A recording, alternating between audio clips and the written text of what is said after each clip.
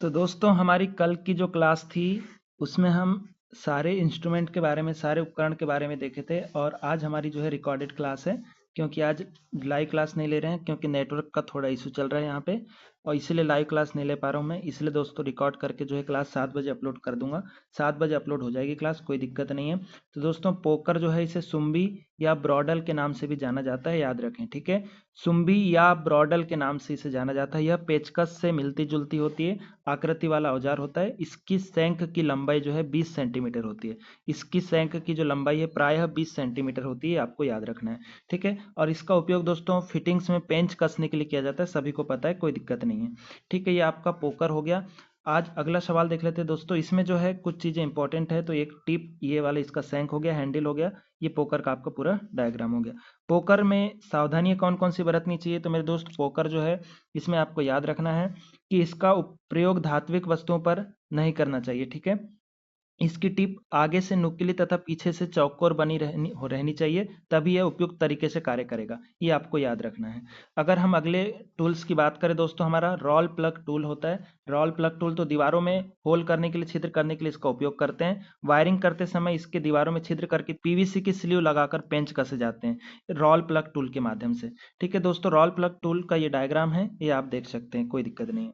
अगला अगर हम टूल की बात करें मेरे दोस्त, तो अगला टूल आपका फेस टेस्टर होता है, ये आपको याद रखना है, फेस टेस्टर, ठीक है। फेस टेस्टर है अगला टूल आपका।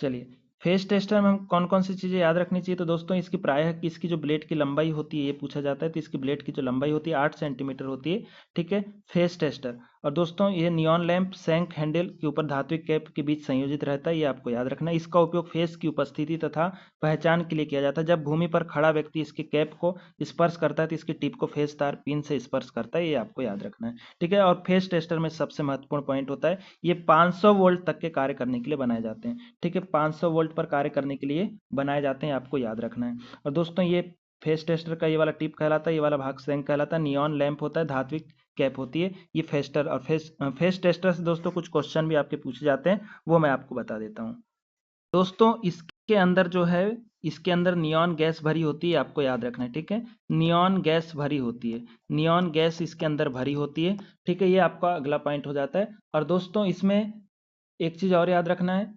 300 मिली एम्पियर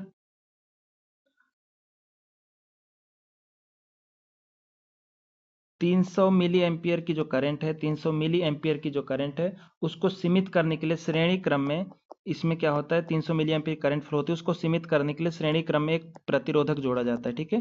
श्रेणी क्रम में एक प्रतिरोधक इसके जोड़ा जाता है, ये आपको याद रखना है, ठीक है। ये आपके लिए इंपॉर्टेंट है।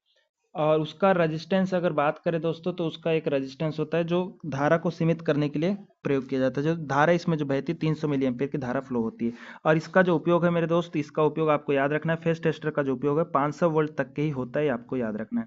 इलेक्ट्रिशियन चाकू की अगर हम बात करें दोस्तों, तो इस इलेक्ट्रिशियन चाकू जो है यह एक इंसुलेटेड औजार होता है, इंसुलेटेड चाकू होता है, ठीक है। इंसुलेटेड चाकू होता है जिसका प्रयोग तारों पर इंसुलेशन हटाने के लिए किया जाता है। इसमें 2 ब्लेड होती है, जिसमें से एक ब्लेड काफ़ी तेज धार वाली होती है जो इंसुलेशन छीलने में प्रयोग की जाती है, ठीक है। दूसरी ब्लेड कम धार वाली होती है जो इसे जीआई तारों पर इनेमल गंदगी हटाने के लिए इसका उपयोग किया जाता है। ये इसके इंपॉर्टेंट तथ्य हो गए, ठीक है। अगला अगर टूल की बात करें दोस्तों, तो इलेक्ट्रिशियन चाकू संबंधित कुछ सावधानियां भी होती है, इसको हमको देख लेना है कि सावधानियों की अगर हम बात करें तो इसका प्रयोग तारों को काटने के लिए नहीं करना चाहिए।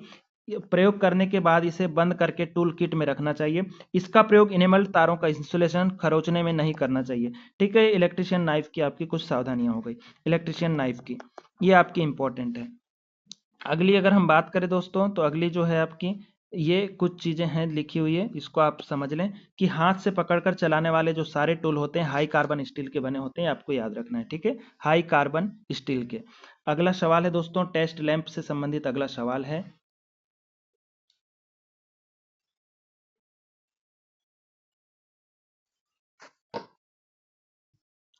इसमें याद रखना है आपको, टेस्ट लैंप जो होता है, टेस्ट लैंप का प्रयोग किसी एसी परिपथ में शॉर्ट सर्किट की जांच करने के लिए किया जाता है, ठीक है। शॉर्ट सर्किट की जांच करने के लिए किया जाता है, ठीक है। ये 60 वाट का बल्ब इसमें प्रयोग होता है, ये भी आपको याद रखना है। नग्न तारों से स्पर्श करने पर यदि बल्ब जलता है तो परिपथ में विद्युत प्रवाह हो रहा है या नहीं हो रहा है, ये चेक किया जाता है, ठीक है।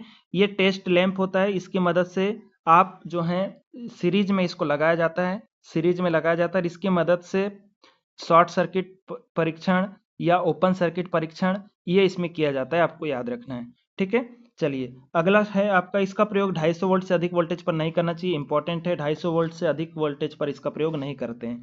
ठीक है दोस्तों, स्क्राइबर के बारे में अगर बात करूं तो ये स्क्राइबर स्टील अथवा कार्बन स्टील से बना नुकीला व पैना औजार होता है, ये आपको याद रखना है। ठीक है, ये आपका स्टील अथवा कार्बन स्टील से बना एक नुकीला व पैना औजार होता है। ठीक है, वैद्युतिकी में मुख्यतः प्लेन एवं डबल एंडेड स्क्राइबर का प्रयोग किया जाता है। इनका प्रयोग कर्तन कार्य में कार्यखंडों पर मार्किंग करने के लिए करते हैं। दोस्तों इनका जो स्पेशल यूज होता है मार्किंग करना, ठीक है, मार्किंग करने के लिए इनका हम यूज करते हैं, आपको याद रखना है। ठीक है, और इसमें दिया हुआ जिन स्थानों पर पेंसिल का प्रयोग नहीं किया जा सकता उन स्थानों पर स्क्राइबर का प्रयोग किया जाता है, कोई दिक्कत नहीं है। ये आपके दो प्रकार के, एक प्लेन स्क्राइबर हो गया और एक डबल एंडेड स्क्राइबर हो गया। ठीक है, ये डबल एंडेड स्क्राइबर बोलते हैं और इसको प्लेन स्क्राइबर बोलते हैं, ये भी आपको याद रखना है क्योंकि डायग्राम भी कभी कभी पूछ लेता है। अगला है दोस्तों पंच है आपका। तो दोस्तों जो पंच होता है ये आपका, यह कठोर स्टील द्वारा निर्मित होता है तथा इसकी टिप संकरा होती है। और इसका दोस्तों ये सेंटर पंच पंच बिंदु पर 90 अंश के कोण पर बनते हैं। सेंटर पंच जो है 90 अंश के एंगल पे होंगे और एक प्रिक पंच जो पूछे जाते हैं 30 अंश या 60 अंश के होते हैं, ये आपको याद रखना है। दो चीजें याद रखनी है। ठीक है, और पंच का जो प्रयोग है दोस्तों, पंच का प्रयोग याद रखना स्थाई मार्किंग के लिए किया जाता है। ठीक है, स्थाई मार्किंग के लिए करते हैं, स्थाई मार्किंग के लिए आप पंच का प्रयोग करेंगे, आपको याद रखना है। परमानेंट मार्किंग अगर आपको करनी है, ठीक है, तो आप जो है सेंटर पंच या प्रिक पंच का यूज कर सकते हैं। और सेंटर पंच का जो एंगल होता है वो 90 अंश का होता है, प्रिक पंच का जो एंगल है 30 अंश या 60 अंश का होता है। ये दो चीजें इसमें इंपॉर्टेंट है। अब ये कुछ दिए हुए हैं 30 अंश, 90 अंश और 30 अंश, 60, 90 और 30 कि ये प्रिक पंच और सेंटर पंच के डायग्राम दिए हुए हैं, आप देख सकते हैं। ठीक है, हल्के चिन्हों के लिए बोला है कि हल्के चिन्ह जो हैं उसमें आप प्रिक पंच 30 अंश वाला प्रिक पंच तथा साक्ष्य चिन्हों के लिए 60 अंश वाला युक्त प्रिक पंच का हम यूज करेंगे। अगला सवाल है दोस्तों, अगला है आपका डिवाइडर। तो डिवाइडर याद रखना, बाजार में ये जो है 100 या 150 या 200 mm लंबाई में उपलब्ध होते हैं। ठीक है, डिवाइडर। और डिवाइडर का जो आकार है इसका साइज पूछा जाता है, इसका साइज दोनों टांगों के जोड़ से नुकीले पॉइंटर तक की लंबाई द्वारा व्यक्त किया जाता है, ये बहुत ज्यादा इंपॉर्टेंट है। ठीक है, इसका साइज दोनों टांगों के जोड़ से नुकीले पॉइंट तक की दूरी से इसकी लंबाई का व्यक्त करते हैं, ये आपको याद रखना है। ठीक है, ये आपका हो गया, एक रिवेट प्रकार का डिवाइडर होता है और एक स्प्रिंग प्रकार का डिवाइडर होता है। दोस्तों अगला जो आपका टूल है, अगला टूल की मैं बात करूं तो आपका ट्राई स्क्वायर है। दोस्तों ये एक प्रकार से आपको मैं बता दूं, एक प्रकार से रिवीजन क्लास है, सिर्फ आपका एक प्रकार से रिवीजन हो रहा है इसमें, और कोई दिक्कत नहीं है। ठीक है दोस्तों, इसमें जो इसे गुनिया के नाम से भी जानते हैं, 15, 20, 30 सेंटीमीटर की लंबाई वाले ये होते हैं, स्टील रूल होते हैं। सामान्य प्रशिक्षणार्थी के लिए 15 सेंटीमीटर ब्लेड वाला ट्राई स्क्वायर ही उपयुक्त होता है। इसका उपयोग विद्युत वायरिंग आदि में समकोणता की जांच के लिए, ठीक है, समकोणता की जांच के लिए इसका उपयोग किया जाता है, याद रखना, समकोणता की जांच के लिए इसका उपयोग करते हैं, समकोणता की जांच के लिए।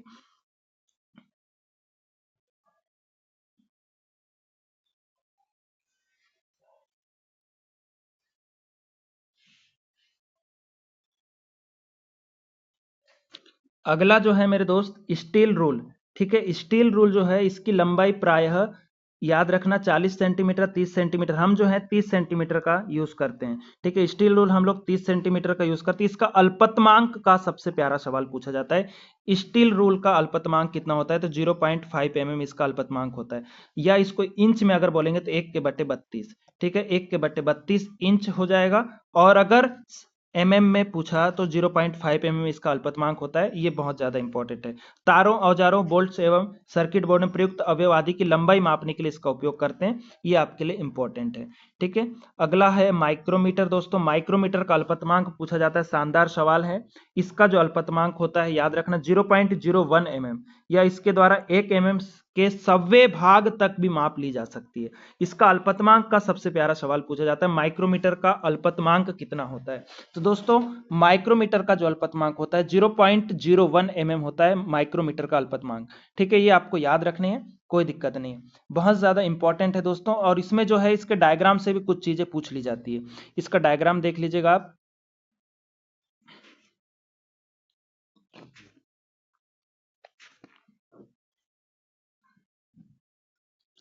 तो दोस्तों ये वाला जो पार्ट है इसको स्पिंडल कहा जाता है, खास करके ये वाला पार्ट को स्पिंडल करके पूछा जाता है। और ये वाला भाग लॉकिंग स्क्रू होता है, ठीक है। थिम्बल स्केल है ये, रेचेट स्टॉप, और ये एनीविल फ्रेम है ये, ठीक है। एनीविल फ्रेम है ये वाली, ये खास करके पूछे जाते हैं, आपको याद रखनी है। एक बार आप अच्छे से देख लीजिए, कोई दिक्कत नहीं। इसका अल्पतमांक का सबसे प्यारा सवाल होता है, 0.01 mm इसका अल्पतमांक होता है, ये आपको याद रखना है। और ये 1 mm के सव्वे भाग को भी माप सकता है, सव्वे भाग को भी माप सकता है आपका, ये आपका जो माइक्रोमीटर होता है वो, ठीक है। स्पिंडल, एनविल और फ्रेम, ये खास करके थिम्बल स्केल, ये खास करके इसमें पूछे जाते हैं, ठीक है। एक बार डायग्राम आप अच्छे से देख लीजिए, कोई दिक्कत नहीं है। अगला सवाल आप इसके बारे में जानते हैं, wire gauge.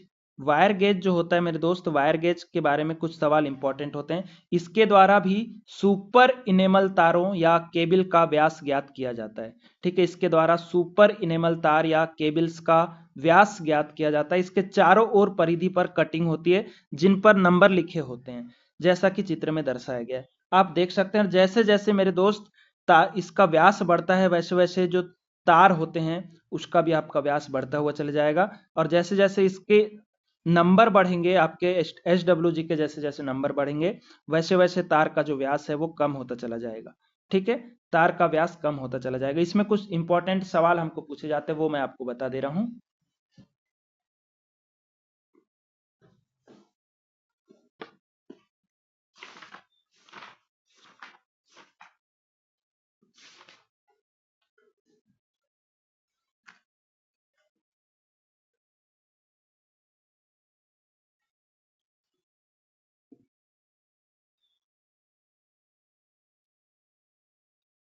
One S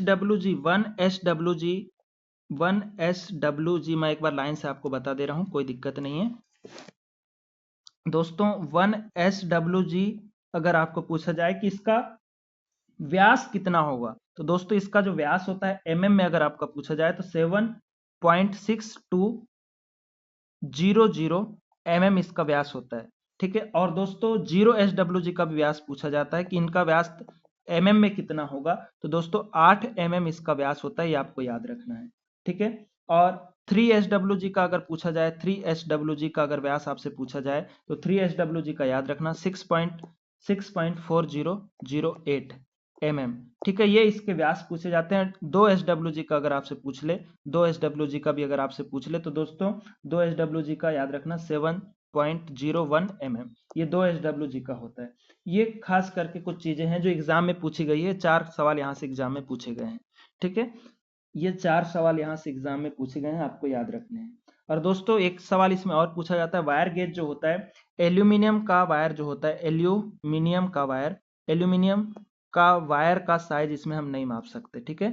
aluminium के वायर का साइज या वायर का गेज हम इसमें नहीं माप सकते हैं, याद रखेंगे, ठीक है। ये 2-3 चीजें इसमें इंपॉर्टेंट पूछी जाती है। आगे हम बात करते हैं, नोट कर लीजिएगा, कोई दिक्कत नहीं है, ज्यादा है तो आप नोट कर लीजिए।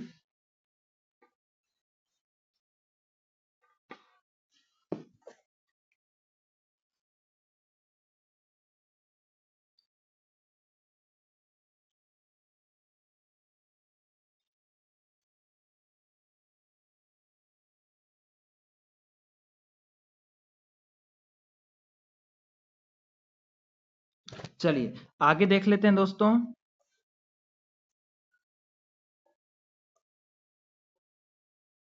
एक आपका मापन टेप, मेजरिंग टेप करके पूछा जाता है, ठीक है। मेजरिंग टेप करके भी पूछा जाता है, ये आपको याद रखना है। मेजरिंग टेप जो होता है दोस्तों 150 mm की लंबाई वाले प्रयोग करते हैं। सामान्यतः विद्युत मैकेनिकल जो है 150 mm की लंबाई वाले, 150 सेंटीमीटर की लंबाई वाले हम लोग इसका प्रयोग करते हैं।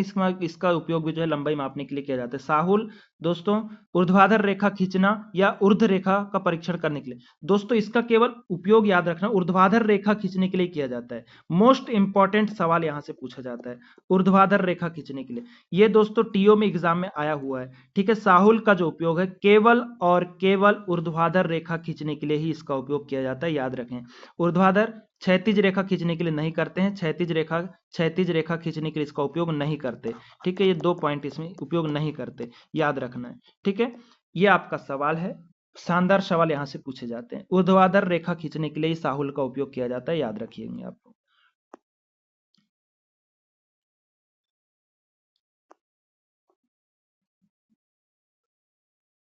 दोस्तों कुछ फाइलों के प्रकार हैं, समतल सतह पर, सीधी झिर्री। तो दोस्तों फाइल का उपयोग आपको पता है सभी को, कोई भी वस्तु को एक्स्ट्रा कणों को हटाने के लिए, बारीक कणों को हटाने के लिए फाइल का उपयोग किया जाता है। फाइल में कुछ चीजें पूछी जाती है, इसका हैंडल है, ये इसका टैग है, ये इसकी बॉडी, ये इसकी टिप, और ये इसका एज कहलाता है। ठीक है, ये वाला किनारे वाला जो पार्ट होता है इसको एज के नाम से हम लोग जानते हैं।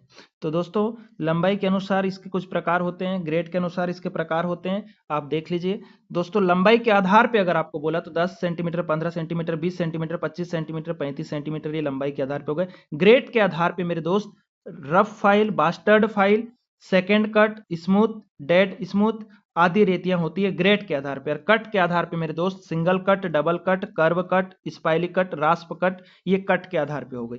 ठीक है, बहुत शानदार यहाँ से सवाल पूछे जाते हैं, इसको आपको याद रखना है। ठीक है, ये सारी चीजें आपको याद रखनी है। आकार के अनुसार मेरे पूछा जाए दोस्त तो flat file, round file, half round file, square, triangular, hand, knife, edge, needle आदि रेतियां होती है। ये आकार के अनुसार है। ठीक है, आकार के अनुसार है, ये आपको याद रखना है। विद्युत कार के लिए पूछा जाता है, विद्युत कार के लिए 150 mm लंबी बास्टर्ड या हाफ राउंड रेती उपयोग की जाती है।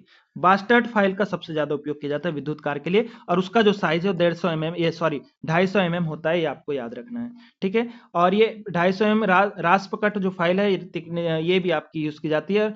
आपकी जो त्रिकोणी फाइल जो होती है उसका भी हम यूज करते हैं। ये इसके कुछ राउंड, ये आप देख सकते हैं, राउंड रेती है, फ्लैट रेती, हाफ राउंड रेती, और ये रास्प कट रेती, इसके डायग्राम है, यहां से भी आपके सवाल आपके बनते हैं, आपको याद रखना है।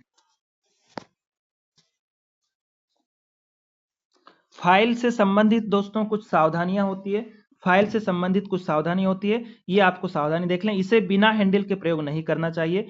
वायर ब्रश के द्वारा समय समय पर इसके दांते साफ करके रखना चाहिए। इस पर ना तो चिकनाई लगानी चाहिए और ना ही इसे चिकनाई युक्त सतह पर प्रयोग करना चाहिए। ठीक है, ये इसके सवाल आते हैं। अब दोस्तों सोल्डरिंग आयरन की अगर मैं बात करूं तो सोल्डरिंग आयरन से बहुत ज्यादा इंपॉर्टेंट सवाल हमको पूछे जाते हैं सोल्डरिंग आयरन से रिलेटेड। ठीक है, तो सोल्डरिंग आयरन की मैं बात करूं तो दोस्तों सोल्डरिंग आयरन कितने वाटेज के बनाए जाते हैं तो 15 से 40 वाट तक के बनाए जाते हैं, याद रखना है 15 से 40 वाट तक के। यहाँ 35 दिया है लेकिन 40 वाट तक के बनाए जाते हैं, ये आपको याद रखना है। ये सोल्डरिंग आयरन, ये आपका पूरा कॉपर की बिट बनाई जाती है। सोल्डरिंग आयरन की बिट करके पूछा जाता है किस बनाई जाती है। दोस्तों सोल्डरिंग आयरन की जो बिट होती है कॉपर की होती है, याद रखना है आपको। ठीक है, और इसका कुछ सावधानी है तो ये इतनी ज्यादा इंपॉर्टेंट नहीं है। कंड्यूट डाई सेट जो है दोस्तों चूड़ी बनाने के लिए, बाहरी चूड़ी बनाने के लिए, किसी भी पाइप में बाहरी चूड़ी बनाने के लिए कंड्यूट डाई सेट का यूज करते हैं। ठीक है, बाहरी चूड़ी बनाने के लिए कंड्यूट डाई सेट का यूज करेंगे, मैं बार बार बोल रहा हूँ। ठीक है, और छेनी से मैंने कल भी एक सवाल बताया था आपको, अगर आपको याद होगा मेरे दोस्त, तो छेनी से की वेस काटने के लिए किस छेनी का उपयोग किया जाता है, की वेस काटने के लिए किस छेनी का उपयोग किया जाता है बोलता है, तो याद रखना आप इसको केप छेनी का उपयोग करेंगे। और दोस्तों आंतरिक चूड़ी काटने के लिए अगर आपसे पूछा जाए, बाहरी चूड़ी के लिए तो कंड्यूट डाई सेट का यूज करेंगे, और आंतरिक चूड़ी काटने के लिए अगर आपसे पूछा जाए तो टैप का यूज करते हैं। ठीक है, टैप का यूज करते हैं आंतरिक चूड़ी काटने के लिए। और कंड्यूट डाई सेट जो है बाहरी चूड़ी काटने के लिए, पाइपों में बाहरी चूड़ी काटने के लिए इसका उपयोग किया जाता है। चलिए अगला सवाल देख लेते हैं, हैंड ड्रिल मशीन। ठीक है, 24 नंबर का है मेरे दोस्त, हैंड ड्रिल मशीन, ये भी इंपॉर्टेंट है। हैंड ड्रिल मशीन जो होती है होल करने के लिए इसका उपयोग करते हैं, और ये इसके जो है इसका जो आकार है ड्रिल बिट धारण करने की क्षमता के आधार पर व्यक्त करते हैं, ये इंपॉर्टेंट है। ड्रिल चक की ड्रिल बिट धारण करने की क्षमता के आधार पे ये व्यक्त किए जाते हैं। यहां से ये वाला पॉइंट बहुत ज्यादा इंपॉर्टेंट है, ये आपको याद रखना है। ठीक है, यहां तक के इसकी क्षमता, इसके ड्रिल चक की ड्रिल बीट धारण करने की क्षमता के आधार पर व्यक्त किया जाता है, जो प्रायः 6 से 8 mm होती है। ये प्रायः 6 से 8 mm होती है, आपको याद रखना है। इसमें प्रयोग किए जाने वाले ड्रिल बीट का व्यास जो है 1/64 होगा, 1/64 इंच या 1/4 इंच तक हो सकता है। इसको 0.4 से 6 तक के बोल सकते हैं, ये आपको याद रखनी है। ठीक है, ड्रिल मशीन का उपयोग आपको पता है, लकड़ी, सनमाइका, प्लास्टिक, ब्रास, एल्यूमिनियम, नर्म लोहे की चादरें, पुर्जे आदि में छिद्र करने के लिए इसका उपयोग किया जाता है। Hand drill machine, hand drill machine और इलेक्ट्रिक ड्रिल मशीन दो प्रकार की मशीनें होती है। ठीक है, रैचेट ब्रेस ड्रिल मशीन भी है, ये आप इसको देख सकते हैं, ऑगर बिट के नाम से इसको जानते हैं, ऑगर बिट है ये। ठीक है, ऑगर बिट है ये, याद रखना, ये सवाल आपका पूछा जाता है, ऑगर बिट है ये, क्योंकि एग्जाम में आया हुआ सवाल है। और ये जो मशीन है रैचेट ब्रेस इसको बोला जाता है। इसका प्रयोग याद रखना, इसका जो प्रयोग है मेरे दोस्त, इसका प्रयोग याद रखना, इसका प्रयोग लकड़ी की वस्तुओं में बड़े आकार का छिद्र करने के लिए इसका उपयोग किया जाता है। ठीक है, लकड़ी की रैचेट ब्रेस जो होता है, लकड़ी की वस्तुओं में बड़े आकार का छिद्र करने के लिए इनका प्रयोग करते हैं। ठीक है, लकड़ी की वस्तुओं में बड़े आकार का छिद्र करने के लिए आप रैचेट ब्रेस का यूज किया जाता है, ये आपको याद रखना है, ज्यादा इसमें कुछ भी इंपॉर्टेंट नहीं है उतना। इलेक्ट्रिक ड्रिल मशीन की बात करूं अगर मैं, इलेक्ट्रिक ड्रिल मशीन की बात करूं तो इसकी जो बिट होती है दोस्तों, छोटे आकार की बिट, 8 mm की इसकी बिट होती है। विद्युत कार के लिए 8 mm की बिट वाले जो हैं ये यूज किए जाते हैं। ठीक है, ये आपका इंपॉर्टेंट है, और इसका भी उपयोग जो है छिद्र करने के लिए किया जाता है, ये आपको याद रखना है। कैंची क्या होती है मेरे दोस्त, तो कैंची आपको पता है, प्रयोग कपड़ा, धागा आदि काटने के लिए इसका उपयोग करते हैं। ठीक है, 15 से 20 सेंटीमीटर की लंबाई वाली कैंची का उपयोग किया जाता है। इलेक्ट्रिकल मैकेनिकल में याद रखना 15 से 20 सेंटीमीटर वाली कैंची का उपयोग करेंगे। स्नीप का उपयोग आपको पता है, सीटें काटने के लिए, माइका सीट, कठोर इंसुलेशन चादरों को काटने के लिए स्नीप का उपयोग करते हैं, याद रखेंगे आप लोग। इसमें कटिंग जॉ होता है, पीवेट होता है, हैंडल होता है। वायर स्ट्रिपर का यूज दोस्तों आपको सभी को पता है, वायर स्ट्रिपर का जो यूज है, वायर का इंसुलेशन निकालने के लिए, छीलने के लिए किया जाता है वायर स्ट्रिपर का यूज। अब दोस्तों वाइस जो होती है इसका आकार व्यक्त किया जाता है जबड़ों की चौड़ाई से। मोस्ट इंपॉर्टेंट सवाल होता है आपका, वाइस का जो आकार है याद रखना, जबड़ों की चौड़ाई से इसका आकार व्यक्त किया जाता है, ये शानदार सवाल पूछा जाता है। और सामान्य कार्यों के लिए याद रखना, सामान्य कार्यों के लिए 10 सेंटीमीटर जौ वाली बेंच वाइस तथा 60 mm व्यास वाली क्षमता वाली पाइप वाइस की आवश्यकता पड़ती है। ये दो चीजें आपको याद रखनी है। ठीक है, चलिए जिमलेट की मैं बात करूं दोस्तों, तो जिमलेट जो है इसका उपयोग लकड़ी में छिद्र करने हेतु किया जाता है। छिद्र करने वाला सिरा पेंच की चूड़ियों के समान लोहे का बना होता है। ठीक है, लोहे का इसका सिरा बना होता है, फीड स्क्रू बोलते हैं उसको, फीड स्क्रू बोला जाता है इसको। ठीक है, चलिए ये वाला जो पार्ट है इसको फीड स्क्रू के नाम से जाना जाता है। आगे बात करते हैं ऑगर। तो दोस्तों ऑगर मोटी लकड़ी में छिद्र करने के लिए इसका उपयोग करेंगे, मोटी लकड़ी में छिद्र करने के लिए इसका उपयोग करते हैं ऑगर का, ये आपको याद रखना है। चूड़ियों की आकृति में होती है, इसमें चूड़ियां बनी होती है, मोटी लकड़ियों में छिद्र करने के लिए इसका उपयोग किया जाता है। ठीक है, मोटी लकड़ियों में छिद्र करने के लिए इसका उपयोग किया जाता है।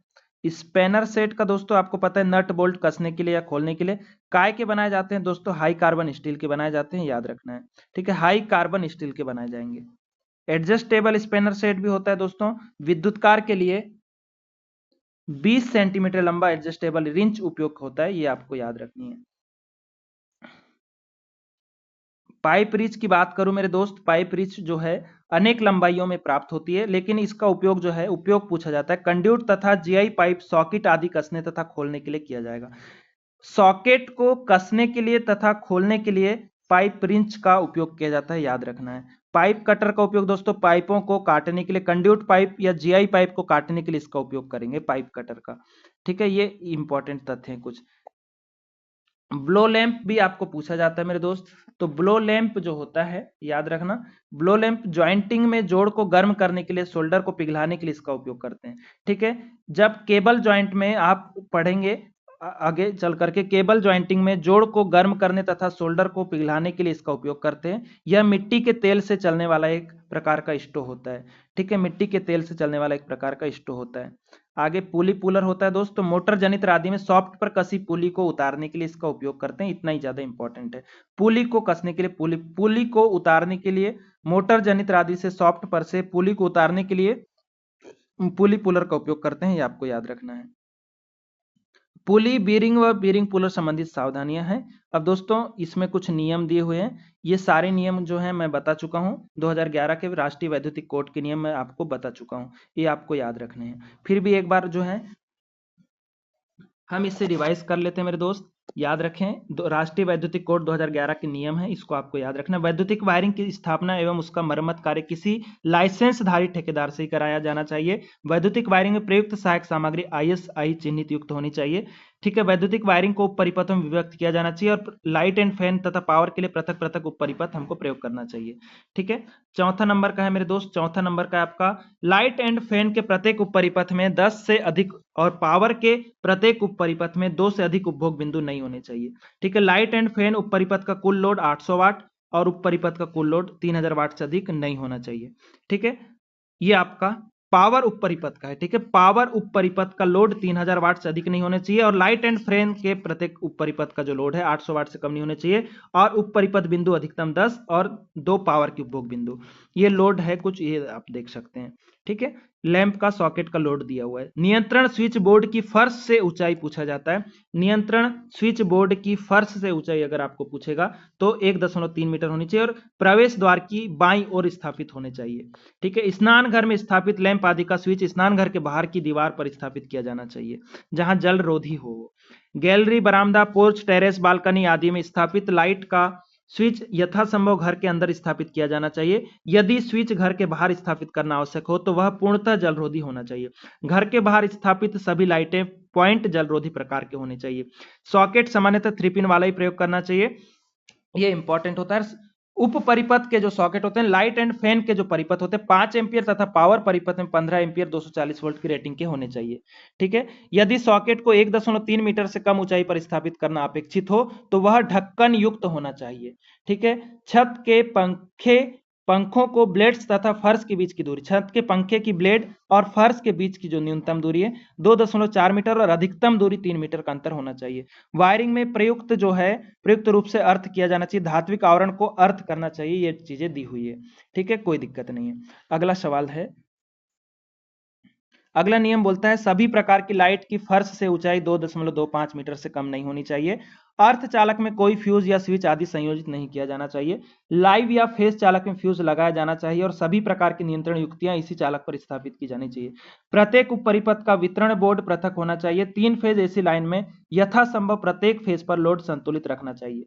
ठीक है, अगला है माध्यम तथा उच्च वोल्टेज 650 वोल्ट और उच्च वोल्ट मध्यम वोल्टेज 650। निम्न वोल्टेज अगर आपसे पूछा जाए तो दोस्तों निम्न वोल्टेज आपको पता है कि निम्न वोल्टेज जो है हमारी 250 वोल्ट, निम्न वोल्टेज 250, मध्यम 650 और उच्च वोल्टेज 11,000 वोल्ट। ठीक है, इसको दोहरी अर्थिंग करना चाहिए, मतलब मध्यम वोल्टेज और उच्च वोल्टेज को दोहरी अर्थिंग करना चाहिए। 250 वोल्ट से अधिक वोल्टेज और कार्य करने वाली मशीनों के नियंत्रण स्विच पर उच्च वोल्टेज चेतावनी प्लेट होनी चाहिए। ये 2011 के नियम कोड के अंतर्गत बताए गए हैं। किसी भी प्रकार की नई स्थापित वैद्युतिक वायरिंग में सप्लाई चालू करने से पूर्व मेगर नामक यंत्र द्वारा उसे धारा लीकेज का परीक्षण कर लेना चाहिए। धारा का जो लीकेज धारा का जो मान है 1/, लीकेज धारा का मैं मान बता दे 1/5000 होना चाहिए। ठीक है, लीकेज धारा का मान है। अगला है लाइट एंड फैन तथा पावर वैद्युतिक वायरिंग की स्थापना भारतीय विद्युत अधिनियम 1956 के अनुसार होनी चाहिए। दोस्तों इसके नियम मैंने आपको बता चुका हूं, ज्यादा है तो अभी और इसी में क्लास में ऐड कर दूंगा मैं, कोई दिक्कत नहीं है, उसी को मैं ऐड कर दूंगा। वायरिंग में अधिकाधिक पेंच ही प्रयोग किए जाने चाहिए और उन्हें हथौड़े से ठोकना नहीं चाहिए।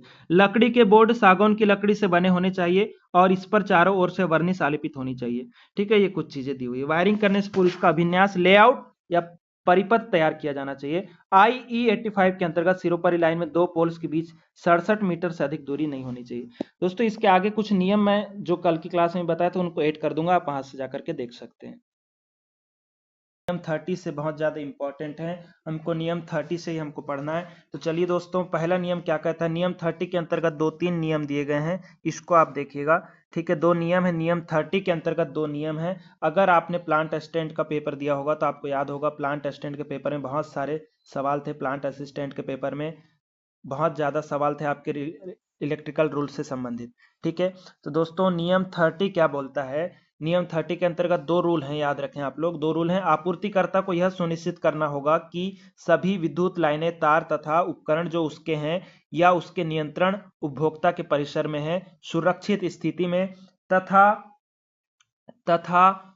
ऊर्जा पूर्ति के लिए सभी दृष्टि से उपयुक्त हैं तथा ऐसी आपूर्ति लाइनें, तार अथवा उपकरण पर होने वाले खतरे को रोकने के लिए उचित उपाय करेगा। ठीक है, ये और इसी के नियम के अंतर्गत दूसरा नियम कहता है उपभोक्ता को यह भी सुनिश्चित करना होगा कि उसके नियंत्रण में वायरिंग सुरक्षित स्थिति में है। ठीक है, ये नियम 30 के अंतर्गत आता है। नियम 31 क्या कहता है मेरे दोस्त, उसको देख लेते हैं। नियम 31 बोलता है कि उपभोक्ता के परिसर में कटआउट, ठीक है, यहां से बहुत ज्यादा सवाल पूछे जाते हैं, मैं बार बार बोल रहा हूं, यहां से बहुत सारे सवाल पूछे जाते हैं नियम से। ठीक है, उपभोक्ता के परिसर में कटआउट सिवाय एक भू संपर्कित उदासीन या उपयोगकर्ता के परिसर में सकेंद्रीय केबलों के भू संपर्कित बाह्य चालकों के अतिरिक्त आपूर्तक प्रत्येक सर्विस लाइन के प्रत्येक चालक में उचित कटआउट उपलब्ध करेगा। ठीक है, ये आपका नियम 31 कहता है। दोस्तों 32 नियम क्या कहता है उसको भी समझ लेते हैं। 32 जो नियम है याद रखना, नियम 32 भू संपर्कित, ठीक है, एक एक करके समझेंगे। भू संपर्कित और न्यूट्रल चालकों के भू संपर्कन तथा स्विचों उनके कटआउट की पहचान करना। ठीक है, ये नियम 32 कहता है। ठीक है, कोई दिक्कत नहीं है। अगला नियम की अगर हम बात करें दोस्तों, नियम 33, यहां से क्वेश्चन पूछे जाते हैं, याद रखें। प्रत्येक विद्युत उपभोक्ता को अपने भवन में विद्युत वायरिंग के प्रारंभिक बिंदु के निकट एक अर्थ स्थापित करना होगा। यह अर्थ सप्लाई लाइन के अर्थ में तार से संयोजित किया जाना चाहिए। ये नियम 33 कहता है। बहुत बार क्वेश्चन आ चुका है नियम 33 से। ठीक है, चलिए नियम 35 देख लेते हैं। चेतावनी पट्टी होना चाहिए। ठीक है, उच्च तथा अति उच्च वोल्टता सिरोपरि लाइनों के सभी पोलों पर आवश्यक चेतावनी पट्टी होना चाहिए, नियम 35 कहता है। अगला नियम की अगर हम बात करें दोस्तों, अगला नियम बोलता है कि नियम 44 बोलता है विद्युत झटके से पीड़ित व्यक्तियों के लिए पुनः स्थापना के लिए निर्देश होने चाहिए। नियम 45 क्या कहता है, उपभोक्ता, मालिक, विद्युत श्रमिक तथा आपूर्तिकर्ता द्वारा अपनाए जाने वाले पूर्व उपाय सुनिश्चित होने चाहिए।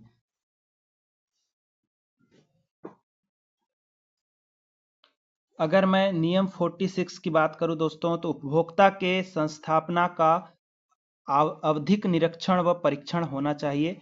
उपभोक्ताओं के संस्थापना का, दोस्तों जो उपभोक्ता हैं, जो भी वो कार्य कर रहे हैं, उपभोक्ता के घरों में जो भी कार्य हुआ है या कहीं पे भी कार्य हुआ है, उपभोक्ता कोई कार्य कर रहा है, उसका निरीक्षण होना चाहिए। ये आपका नियम 46 कहता है।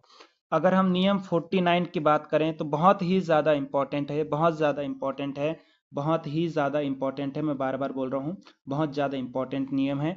उपभोक्ता के परिसर में धारा का क्षरण, ठीक है, यदि क्षरण अधिकतम धारा 1/5000 तक होता है तो निरीक्षक द्वारा उपभोक्ताओं को लिखित नोटिस देने के बाद 48 घंटे के पश्चात आपूर्तिकर्ता को विच्छेदित कर सकता है तथा तब तक आपूर्ति नहीं देगा जब तक कि निरीक्षक संतुष्ट ना हो जाए कि क्षरण के कारण को हटा लिया गया है। ठीक है, ये संचरण धारा जो होती है, क्षरण धारा, उसके बारे में ये नियम आपका 49 कहता है। अगर हम अगले नियम की बात करें दोस्तों, अगला नियम है 50, उपभोक्ताओं को आपूर्ति। प्रदायकर्ता किसी भी उपभोक्ता को उस समय तक विद्युत आपूर्ति प्रदान नहीं करेगा जब तक कि आपूर्ति के आरंभ बिंदु पर धारा का चालन करने के लिए आवश्यक क्षमता का लिंक कुंजी सर्किट ब्रेकर ना स्थित हो। दूसरा है प्रत्येक अलग परिपथ एक कटआउट या परिपथ विच्छेदक द्वारा अधिक ऊर्जा के सापेक्ष रक्षित हो। तीसरा नियम है प्रत्येक मोटर या अन्य उपकरण तक ऊर्जा की आपूर्ति सुगम स्थिति में आवश्यक क्षमता के उचित संबंध कुंजी या परिपथ विच्छेदी द्वारा नियंत्रित ना हो।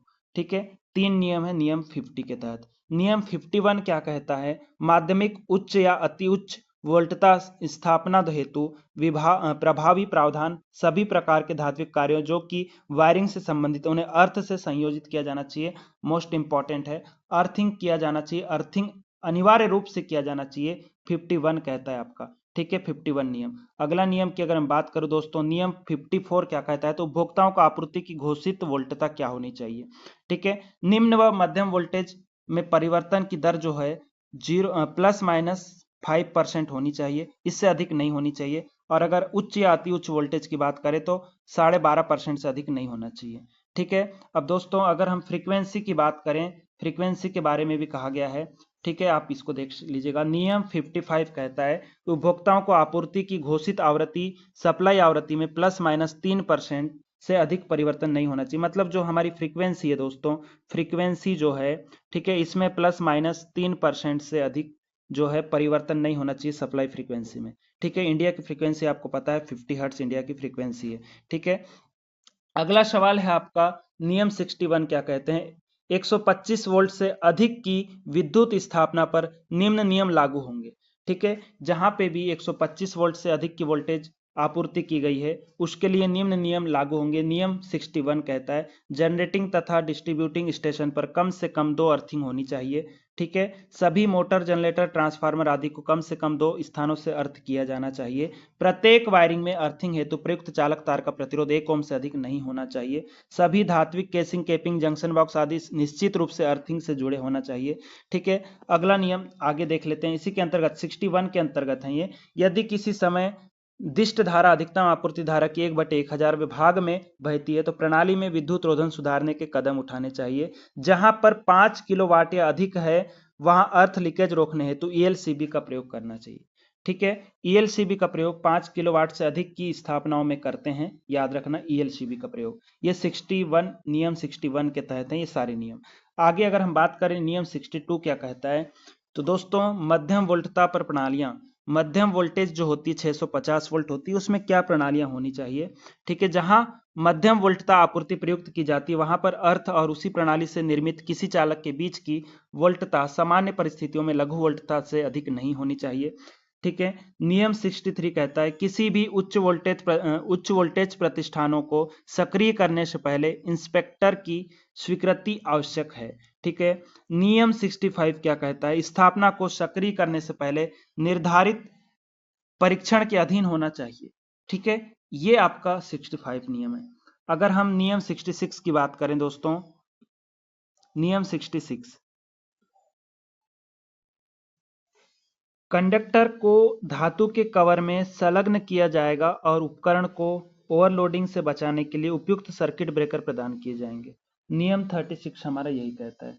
ठीक है, और अगर हम नियम 68 की बात करें दोस्तों, तो बाहरी प्रकार के उप स्टेशन में ट्रांसफार्मर के चारों ओर धातु की 4 बाड 1.8 मीटर की ऊंचाई से कम नहीं होनी चाहिए। ठीक है, जो धातुओं की जो 4 बाड होती है वो 1.8 मीटर की ऊंचाई से कम नहीं होनी चाहिए बोलता है।